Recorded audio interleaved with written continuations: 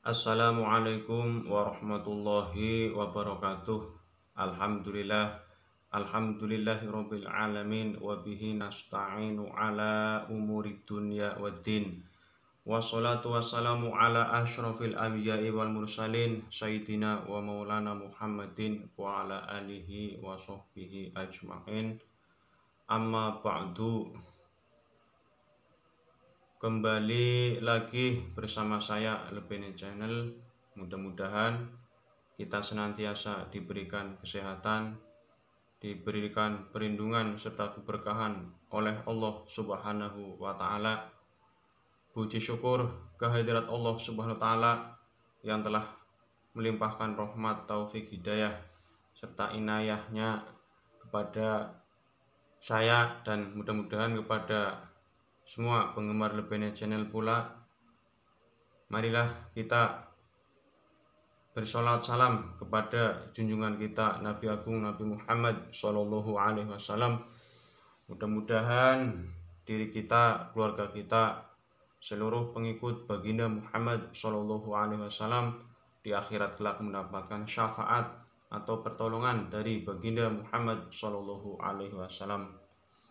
Hai guys, bagaimana kabarnya? Pada kesempatan kali ini saya Lepene Channel akan memaparkan penjelasan masalah bagaimana sih yang namanya sholat jenazah itu. Nah, pada kesempatan kali ini saya akan menjelaskan masalah sholat jenazah ghaib atau sholat ghaib. Pada dasarnya yang namanya sholat jenazah, baik jenazah yang ada di tempat atau sholat jenazah biasa dengan sholat ghaib yang keberadaan mayitnya tidak ada di tempat atau tidak ada di hadapan kita, sebenarnya sama saja, sama dalam hal adanya 4 takbir, ya. Tidak ada ruku dan tidak ada sujud. Akan tetapi yang membedakan adalah kalau sholat ghaib jenazahnya di tempat lain atau tidak ada di hadapan kita. Kalau sholat jenazah biasa, ya, itu ada di depan kita jenazahnya. Jadi yang membedakan adalah kalau sholat ghaib jenazahnya ada di tempat lain atau berada di tempat lain atau mungkin sudah dikuburkan, ya, di tempat lain, ya, dan kita mendengar bahwasanya si Fulan binti Fulanah sudah meninggal dunia, kita selaku seorang muslim, ya, ingin mensolati karena beliau jauh, ya, dari tempat kita berada, kita diperbolehkan sholat jenazah, yakni sholat ghaib. Jadi intinya adalah sholat ghaib bila mana jenazahnya ada di tempat lain, kita tidak tahu, kita ingin melaksanakan sholat jenazah, kita lakukan sholat ghaib, ya. Entah itu jenazahnya meninggalnya belum dikubur atau sudah dikubur, tetapi kita ingin mensolati, ya, kita boleh mensolati walaupun jarak jauh, dinamakan sholat ghaib, ya. Dan sholat ghaib niatnya tidak sama dengan sholat mayit biasa yang ada di hadapan kita, ya. Kalau sholat ghaib dikarenakan tempatnya jauh dari kita dan keberadaannya kita tidak tahu, ya, mayitnya, maka sholatnya berbeda niatnya. Akan tetapi bacaan-bacaannya itu dari takbir pertama, takbir kedua, takbir ketiga, dan takbir keempat itu sama saja, ya. Yang membedakan apakah si mayit tersebut laki-laki atau perempuan, ya. Kalau laki-laki, ya, domir atau kata ganti orang ketiga tunggal untuk dia kalau laki-laki hu, kalau untuk perempuan ya domir kata ganti orang ketika untuk dia adalah ha, itu untuk perempuan ya. Nah, niatnya bagaimana? Ya, niat sholat gaib yang mana mayitnya itu jauh dari kita atau tidak ada di depan kita.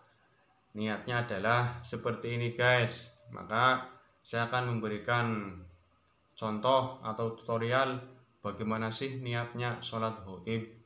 Nah, makanya simak ya video ini sampai selesai. Niatnya seperti ini guys, niat sholat gaib ya. Bismillahirrahmanirrahim. Usolli alal mayyiti fulan binti fulanah al-ghaibi arba'a takbiratin fardu kifayatin lillahi ta'ala. Allahu Akbar. Seperti itu.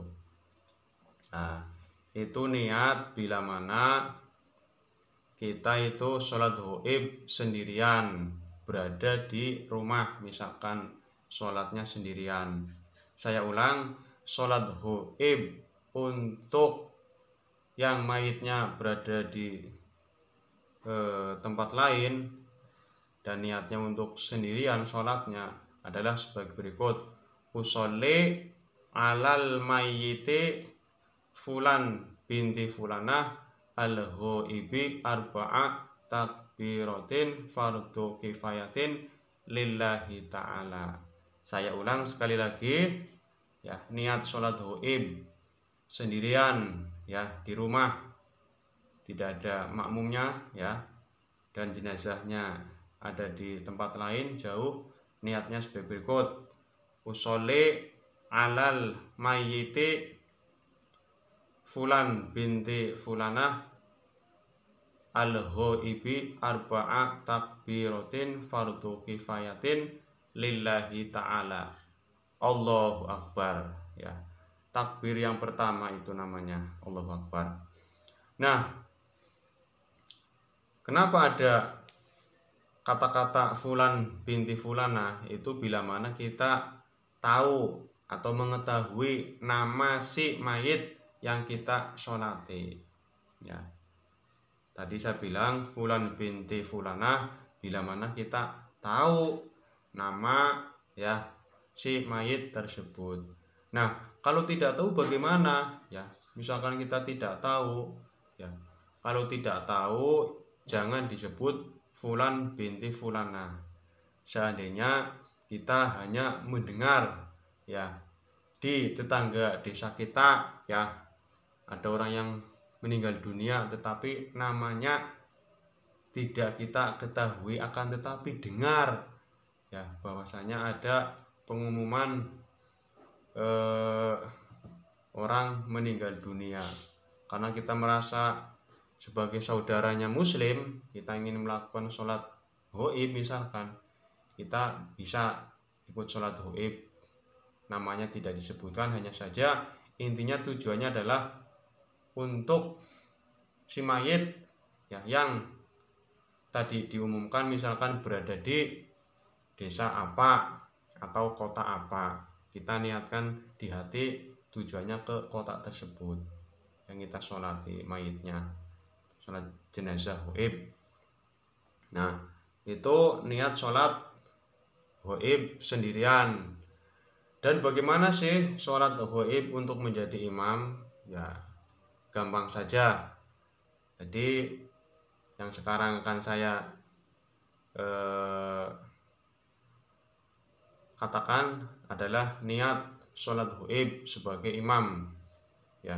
Misalkan kita menjadi imam dan tahu ya yang kita sholati ada namanya, tahu namanya, misalkan namanya tadi contohnya fulan binti fulana, dan niat sholat gaib sebagai imam ya untuk mayit fulan binti fulana sebagai berikut.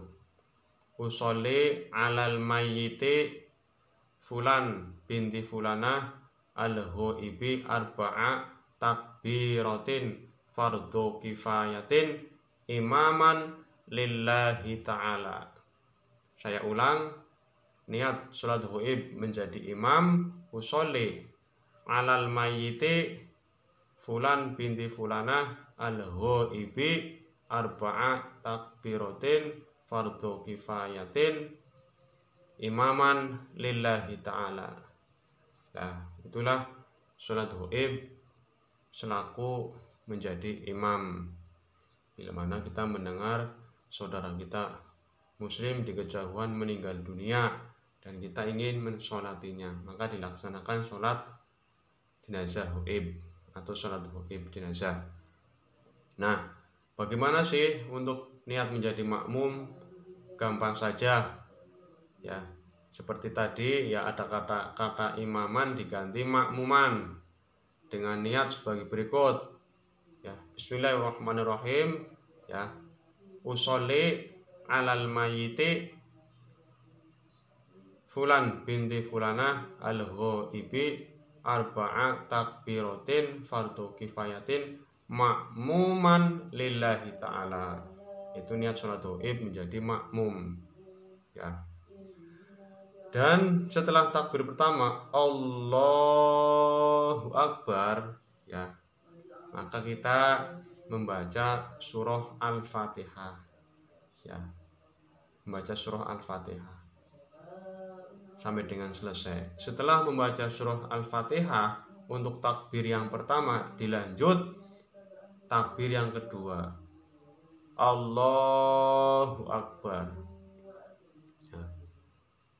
Nah, setelah takbir kedua membaca sholawat, minimal sholawatnya adalah sebagai berikut: Allahumma sholli ala Sayyidina Muhammad wa ala ali Sayyidina Muhammad, boleh. Dan bila mana mau sholawatnya yang panjang, silahkan saja.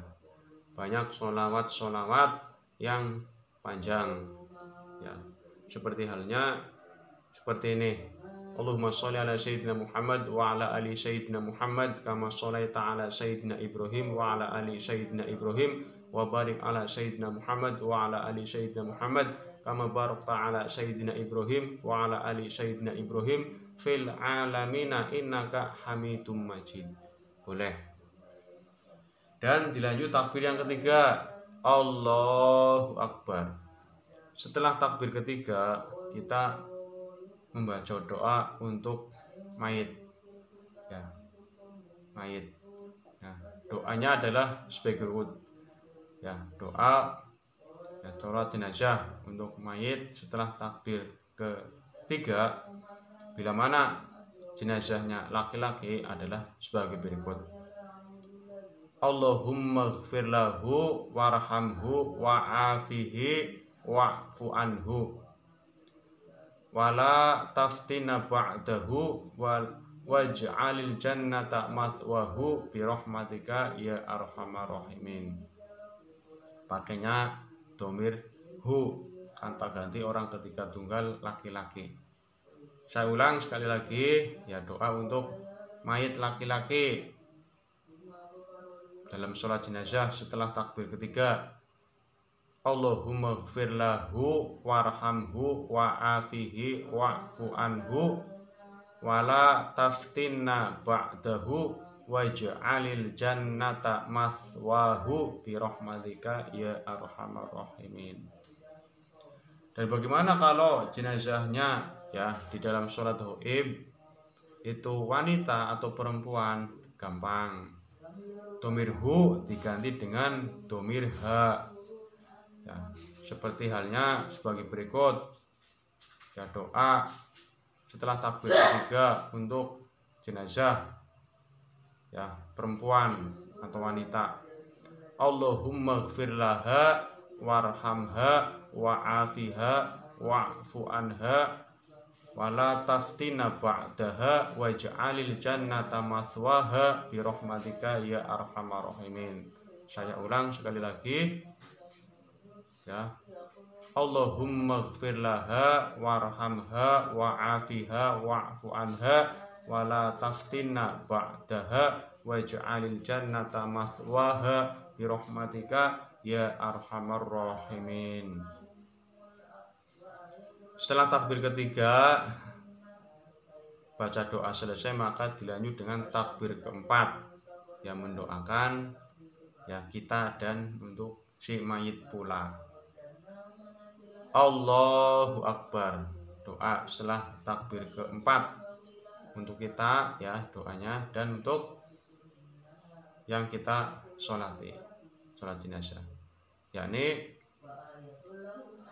Allahumma la tahrimna ajruhu wala taftina ba'dahu waj'alil jannata mathwahu bi rahmatika ya arhamar rahimin. Ya, bila mana mayitnya atau jenazahnya laki-laki, Allahumma la tahrimna ajruhu wala taftina ba'dahu waj'alil jannata mathwahu bi rahmatika ya arhamar rahimin. Nah, dan bagaimana kalau wanita ya jenazahnya? Gampang, domirhu diganti dengan domirha. Kata ganti orang ketika tunggal hu, dia hu ya, dia diganti dengan ha bila mana jenazahnya wanita, yakni sebagai berikut. Allahumma gfir laha, maaf, Allahumma la tahrimna ajroha wala taftina ba'daha waj'alil jannata mathwaha bi rahmatika ya arhamar rahimin. Saya ulang sekali lagi ya. Allahumma la tahrimna ajroha wala taftina ba'daha waj'alil jannata mathwaha bi rahmatika ya arhamar rahimin. Setelah itu salam. Assalamualaikum warahmatullahi wabarakatuh. Assalamualaikum warahmatullahi. Selesai sholat jenazah gaib ya. Nah, demikian penjelasan berkenaan dengan bagaimana sih pelaksanaan sholat gaib. Dan jangan lupa guys, dukung channel ini dengan memberikan like, share, and subscribe ke Lebene channel ya, dengan memberikan subscribe SUBSCRIB ya, tulisan berwarna merah diklik supaya hitam, dan jangan lupa lonceng notifikasi diklik pula agar senantiasa mendapatkan video-video terbaru dari saya Lebene channel. Terima kasih ya atas menonton video ini. Mudah-mudahan kita senantiasa diberikan keistiqomahan oleh Allah Subhanahu wa taala. Terima kasih. Saya akhiri billahi taufiq wal hidayah. Assalamualaikum warahmatullahi wabarakatuh.